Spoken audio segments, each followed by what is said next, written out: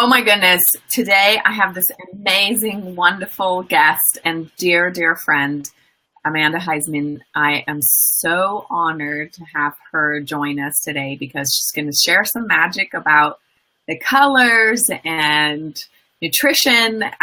She's definitely helped me in my own physical health and emotional health and spiritual health and emotional health. We have certainly gone on a little journey together for sure. I'm just, I just in love with this woman. She has so much beautiful wisdom and knowledge to share with us. For those of you who don't know me, I'm Johanna. I am an intuitive artist, healer, and business alignment coach. I am constantly looking for people to talk to about the emotional, spiritual, mental health. How can we all get into more alignment and more flow and more joy into our life? With that said, I'm going to introduce you to Amanda and have Amanda share with us who she is and a little bit about how you even got into this whole thing. Sure. Hi. Thanks, Johanna, for having me. I'm so excited to be here and honored. I mean, I absolutely adore what you do and really appreciate your support as well. And I know I've gotten so much out of getting my color drawing done. I'm a yellow, all about joy. So I just adore your work and you. So thank you for having me on. It's really an honor. So what do? I am an intuitive nutrition and energy coach. So I help usually female entrepreneurs really maximize their energy with food. But really, you know, the underlying goal there is to free up a lot of energy to really bring their purpose and their passion forth into the world, and so that we can all get about doing what we do, which is make the world a more wonderful place to be, right? Right. So yeah, that's what I do with food as the tool, really helping women get back in touch with their bodies through intuitive eating and rather than emotional eating, exercises to do that. You know, I help with sugar release. I help support really holistic change and habit change that's sustainable over time, kind of one baby step at a time. So yeah. You got firsthand knowledge of what it's like to come off a sugar cleanse for an addict like myself, and absolutely. I got a little angry there for a little while, but I'm doing good. I'm two plus weeks into no sugar, which basically means nothing. Like no potatoes, no nothing. So. Right. I can honestly say it's been an incredible journey, not only physically, but emotionally and spiritually. And what I've come to learn from that whole process is that there's stuffed energy in our bodies. Mm-hmm. Sometimes we could do all the healing and we could do all the energy work, mm-hmm. and we could do all the mindset work, but we have a physical body. We have this vehicle that we're traveling around in, and we're still humans, dang it. We need to take care of it because then it takes care of us, right? Absolutely. So for our mind and our energy to be in maximum potential. So I am so grateful for that journey. I know you have videos and different things about mm-hmm. the different steps, and I love how graceful you are. It's like we'll just take one little step at a time, and I think it's really important because it can be really overwhelming to start reading and researching and feeling a lot of initial overwhelm when you first start on your health journey. I think it's really important to just take it one step at a time because the overwhelm becomes paralyzing if you don't, just like any change in life, really. But you hit on a really good point, which is that a lot of folks don't realize how much sugar can be in how many different things. And how addicted I was heavily addicted to sugar. So I, know exactly what you've been going through and a lot of folks have been going through coming off of, we just did our cleanse and our detox. And I was eating like pizza and Snicker bars every other day. Back before my health journey started, I was really addicted. So I know how it feels. I'm not just like, oh yeah, it's lovely. Like, here, have some green stuff. I know how exactly how it feels.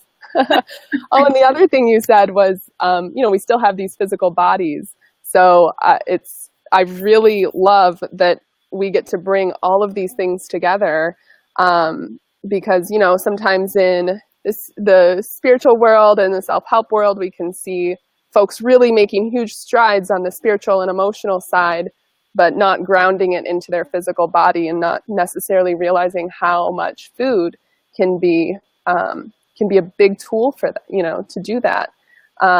So I love that holistic health and food and nutrition just supports that kind of ascension that we're going through right now, in this world, in this new paradigm, in this new consciousness. And, and then there's the flip side in the nutrition, in the kind of the traditional nutrition and fitness world, where maybe they focus just on the nutrition or the physical body, and not so much the emotional, spiritual, mental, So that's what I found so unique about your work and your direction is that you're not only an energy worker. You can definitely bring up some intent there with their cleanse, but you are really sensitive to the emotional response and the mental thoughts that come through when a person's brain is literally on fire, saying, I need chocolate right now. Right. Emergency. And how do you work through that? And what is it that you're hanging on to on the other side, which is more clarity and more freedom and more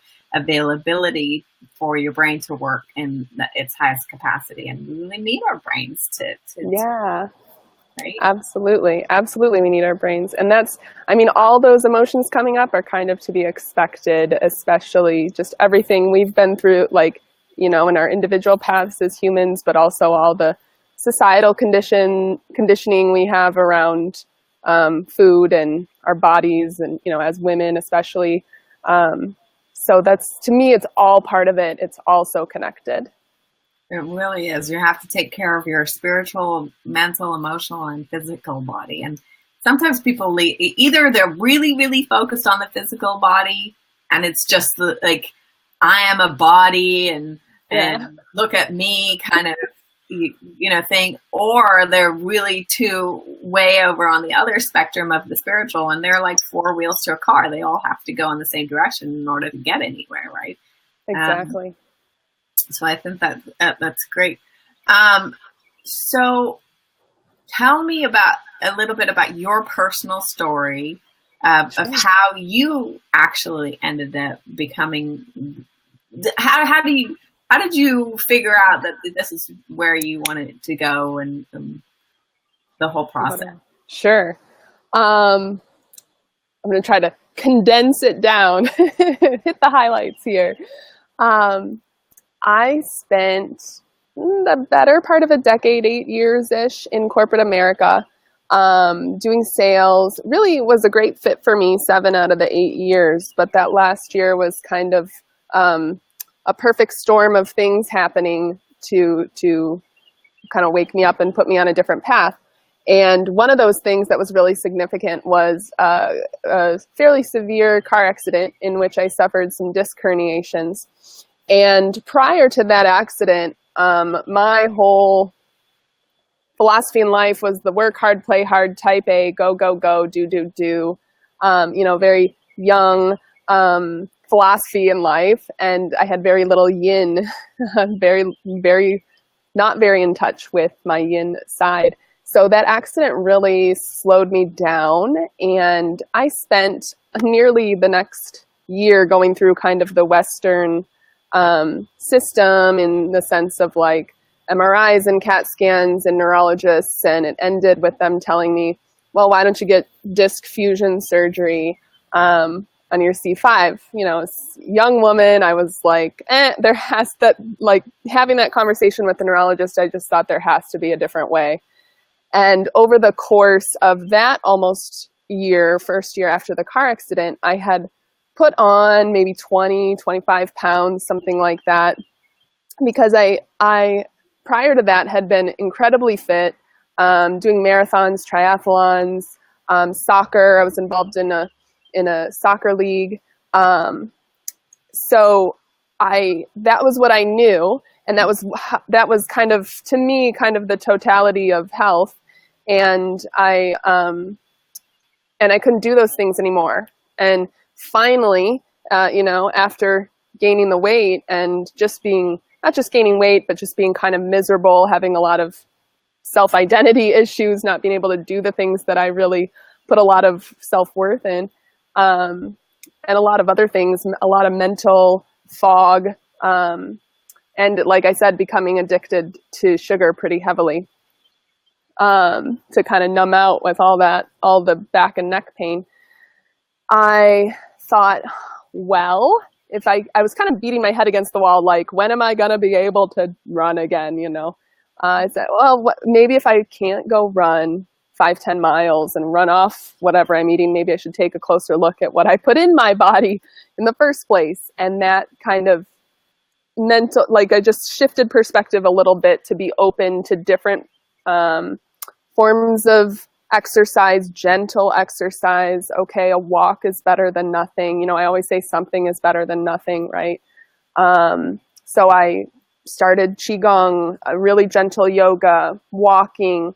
I went to see an osteopath. I did explored many, many holistic modalities, acupuncture, all sorts of stuff. But nutrition was the thing that I couldn't believe how one small habit change just for me had like exponential results in how I felt and in my energy. So, I just added like a green drink in the morning. And I remember having my first one and thinking, this is so weird. I'm drinking my salad and it's weird and junky. And now I can't live without it. But I probably ate crap the rest of the day. But having that one thing change in the morning, I couldn't believe how much energy I had. I was no longer hitting like the mid-afternoon wall and stuff like that. Anyway, that led to me leaving my corporate sales position. Didn't know at the time what I was going to do, but went a few months later, ended up going back to nutrition school. Still at the time wasn't sure that I wanted to become a full-time health coach, but that became clear over the course of the program in nutrition school. And then I, started Heisman Health after school and have been doing it ever since, helping people through their journey. And then, the last 3 years have been an evolution as far as how I do that, in the sense of being mostly, in person and face to face with people in South Florida, versus now I do everything online, and am able to reach quite a few, but more the evolution of what we were just talking about, really bringing the spiritual and intuitive side into eating and health and wellness.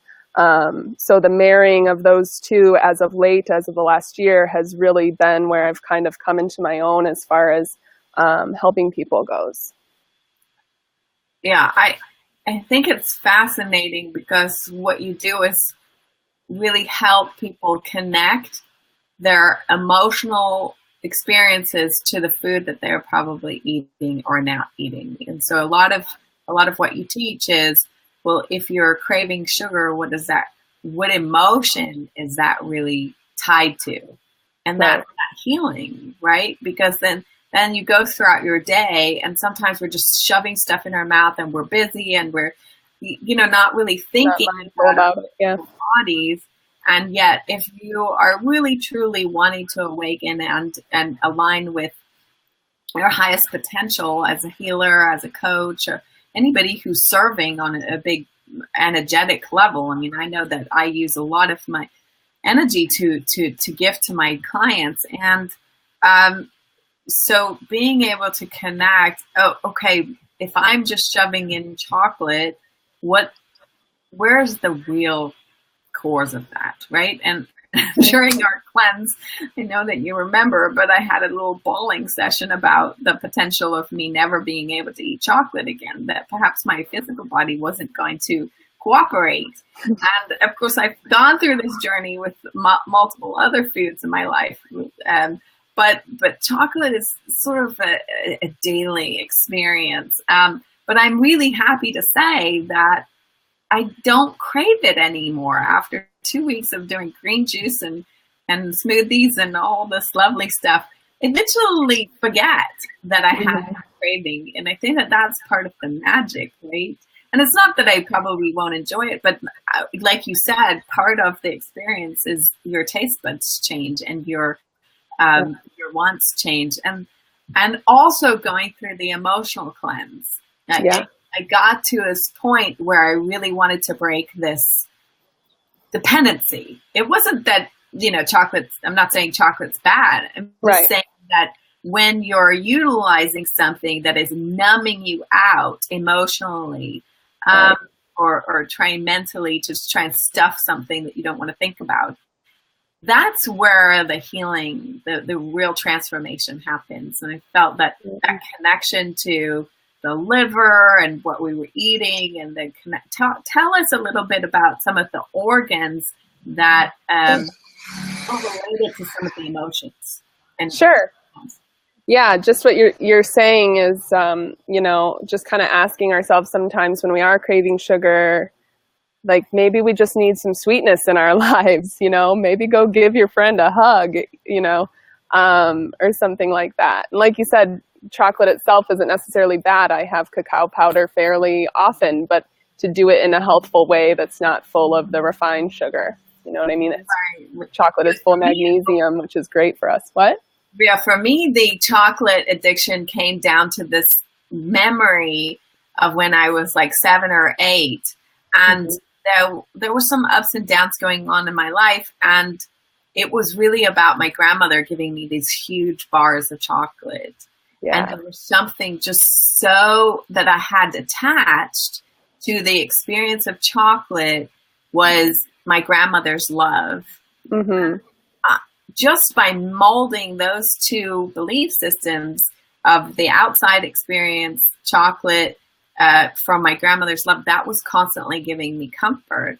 And so when the chocolate was kind of given, put aside, then I had to really feel that grief of realizing my grandmother had died, and that I could get comfort other ways.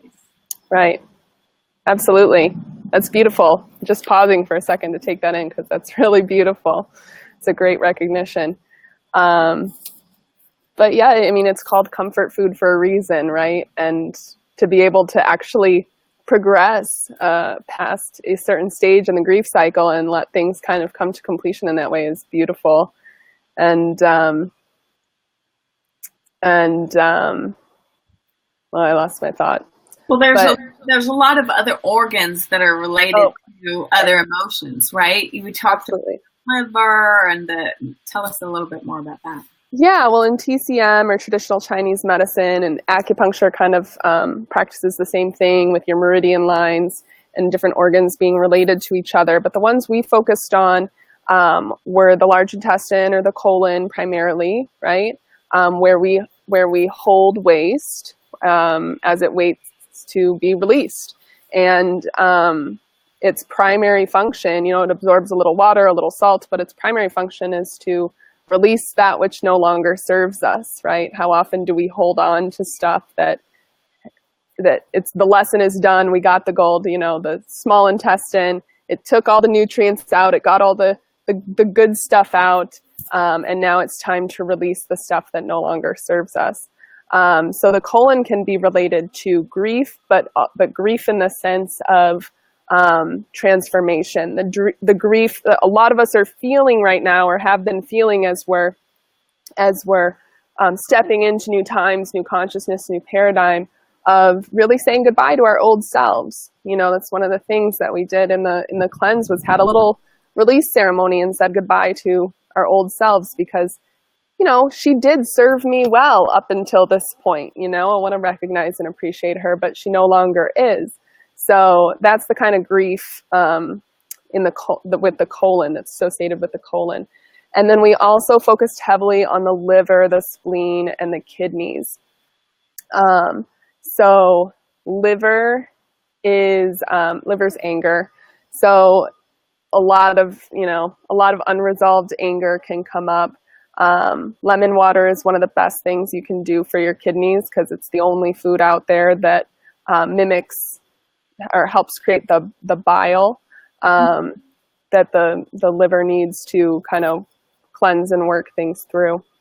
And kidneys are fear. So you can see how all of these are really common emotions to go through. And spleen is worry or overthinking or anxiousness. So these are really common, I think, kind of like the top 4 things that we deal with as we're growing and, just ascending. Yeah, absolutely. Yeah. That is so true.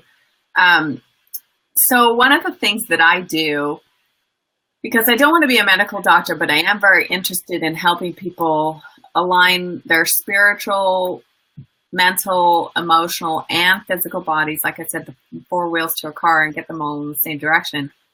One of the things I do in my energy drawings is highlight the out of alignment chakras, and those are then related to endocrine systems that are in part of the body, which I think is fascinating.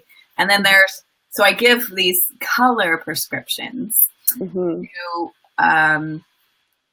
my clients because it gives them an action step to manifest what they're thinking about. If you want to change your thoughts, the best way to really work with those and especially your subconscious, is to take action and take an action step. So, I have a blog post that says, eat pineapple will make you rich. Because I'm really interested in that mind-body connection, thinking, okay, so yellow is related to your solar plexus, right above your tummy. And that's all about worthiness and really bringing in the feeling of I am here and I'm worthy. And so being able to support that would, have a yellow food, which is pineapple. Absolutely. Because once you train your subconscious mind that I'm eating this color and that's what it represents. And of course, thoughts create things and it will help heal our physical body. I've had so many different testimonials of people who literally just decided they're either eating pineapple or they're eating strawberries to support their root chakra, or eating blueberries to support their third eye, which is about indigo. There's so many different colors. So one of the things that you can help specifically with is really tying in to helping those specific areas of the body and those endocrine systems. And it's been shown that there's a lot of nutrients to those specific colored foods tied towards that particular endocrine system. So Absolutely. Like pineapple actually has, forgive me if I get it wrong, is the bromelain, which then supports the pancreas, right? Which is exactly the same physical area. And the strawberries have the vitamin C's, and they help support your ovaries and your testes. And the sacral, has, orange foods actually have the vitamins and nutrients to be able to support your adrenals and the thyroid. So I think it's fascinating.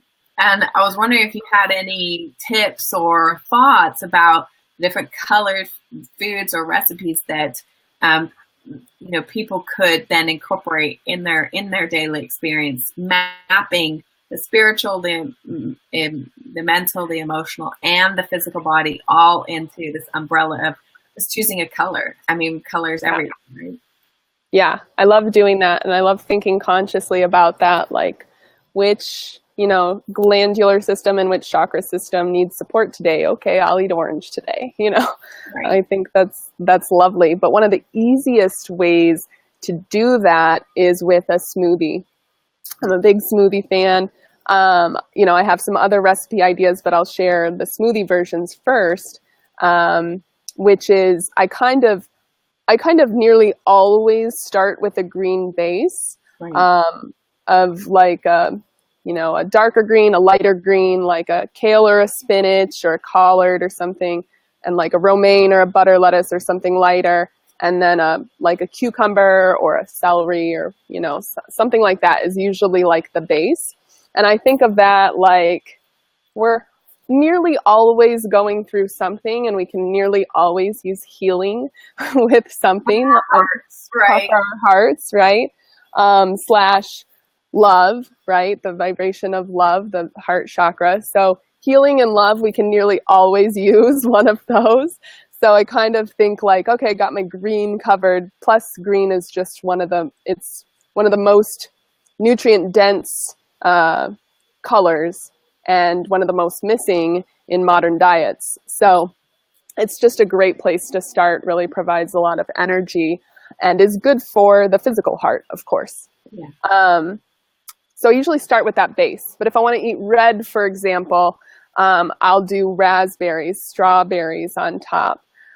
So it makes it, you've probably even seen pictures I've posted. Look, it's my green smoothie gone red for the day, So you just add berries there. If you want to do orange, you can add an actual orange or papaya or mango. Mango is one of my favorite things to add in. So there's a lot of cleansing benefits of mango. Yellow, again, the pineapple on top of that green base, the pineapple or banana. And these also sweeten it up and, kind of give it that yummy taste. Lemon is always a good one to kind of cut the green taste if you're not sure how much fruit you want to be having, if somebody has some blood sugar issues or something like that. And then, obviously we have the green base, and blue. So like blueberries, indigo, like blackberries, purple. You can use purple grapes or plums. So you can easily see how you can vary your morning smoothie to align with what color you want to consume that day. I love that. So what you're thinking about is what you bring about, right? And so if you're thinking the positive thoughts of utilizing that particular color for the day, and incorporating in your daily smoothie, then ta-da! Yeah, absolutely.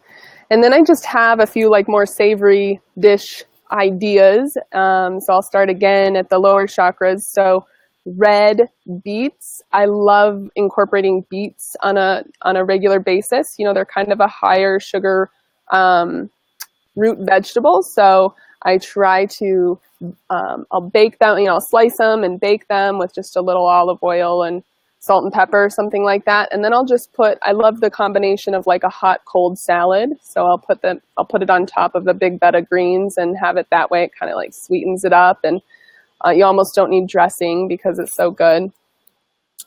Orange, I probably overeat sweet potatoes because they're just one of my favorite things. Sweet potatoes on a bed of quinoa, like a side salad, and then sweet potatoes on a bed of quinoa. I just cube up sweet potatoes and bake them with coconut oil, curry powder, kind of gives it that sweet and savory contrast there, sea salt and cinnamon. And that's one of the easiest ways to just do orange is sweet potato.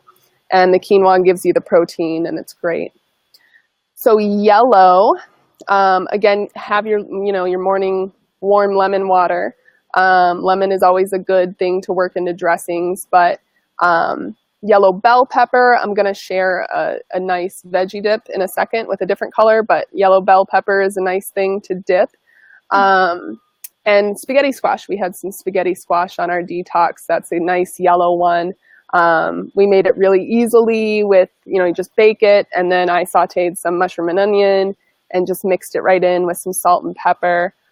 Sometimes if you like, that's a real easy way to do it. If you want to go one step further, you could mix up some cashew cream, which is really, really easy, like a nice cheese substitute. Nice. With cashews there, and that's cashews are kind of yellow too. Green, avocado is a great thing to work in on a daily basis, like half a large one or a whole small one. Has those healthy omegas, really is good brain food as well. And I've already talked about all the leafies, but even just putting like some green sprouts on top of your salad can go a long way as well. Just a nice big yummy mixed salad, you know, nuts or whatever on top. That I like, it's really delicious and it's really easy. So Right. I kind of I love, people like to think that healthy eating can be really hard, but I love just doing things easy, 10 minutes, 20 minutes, and we've got like, you know, a great meal. So blue, there's not like we've talked about, we have a, there's blueberries, right? But there's not a whole ton of other ones, but sea vegetables, which are kind of like a greenish blue, like nori wraps, dulse, things like that, are really nutrient rich and can be a good thing to support the throat chakra. And then I have a second, I do have a blog post that has all of these smoothie recipes. So I'll, Awesome. send it. But it kind of a more of a treat smoothie with cashews, chia seeds. This is more like protein oriented than fruit and veggie oriented, like I was talking before. With blueberries, it tastes like blueberry cheesecake that way. Lemon, blueberry, cashews, and chia seeds. It's really delicious. Wow. Yeah. You can do the same thing with blackberries for the indigo. Another option is purple kale. You could swap out one of your green leafies with purple kale, which is kind of that indigo color. Yeah, that's good. And then for the purple, we've got eggplant is a great one. And I used to, when I was a garden farm intern, when I was back in nutrition school, I supplemented my learning by going to see where the food came from. And we would get so many eggplants. They grew really well in the hot South Florida weather.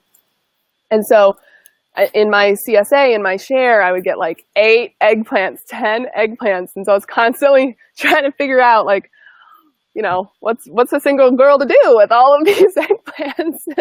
So I was constantly trying to figure out recipes. And there's like a really nice eggplant lasagna, like a vegetarian lasagna that you can do with eggplants. I can link that recipe again with like like homemade marinara and a cashew cheese. That one's a little more involved. It's not like a 20-minute recipe, but it's a nice one if you have the time. But a simple thing to do that I do all the time still is just I roast the eggplants or bake the eggplants, and then I make baba ganoush, which baba ganoush, if you're not familiar, is a lot like hummus. It's a Middle Eastern dish that's like a dipping sauce, except instead of the chickpeas, it's made with the eggplant.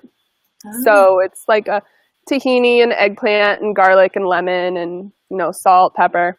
And it's really delicious. It's a great dipping sauce, or you can thin it out with more water and make it like a dressing. But again, if you just want to eat whatever color vegetable you're feeling, a carrot, a bell pepper, or whatever, and dip it in the baba ganoush, it's really delicious. And it's really easy. Just throw it all in the blender and spin it up. Yeah. So, yeah, and dates as well. I do a lot with dates, are kind of purpley to use as a different sugar source than refined sugar. Wow. Well, that's a rainbow of information. Woohoo! I think if anybody is looking for color prescriptions or anything to eat, then that's a phenomenal list. Thank you so much for sharing. You're so welcome. And I'll send that blog link because it has at least the smoothie recipes in it. Okay. Yeah. I'll post it there. So tell us how people can find out about you. Sure. Heisman Health, right? Yeah, my business name is Heisman Health, HeismanHealth.com. I'm Heisman Health on Facebook. I have a Facebook group that I just changed the name of. It's called Intuitive Eating for Energy.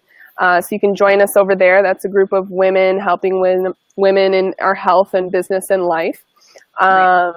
So yeah, come check us out. That's a free group. I run a lot of challenges and do a lot of videos there. I've got different programs around sugar release and a kitchen kit, which is kind of healthy 101 for dummies sort of thing for beginners, you know. And I, of course, do one-on-one work and different group programs that come along as matches the energy that I'm feeling. So yeah, come connect. Yay. I love that. Yay.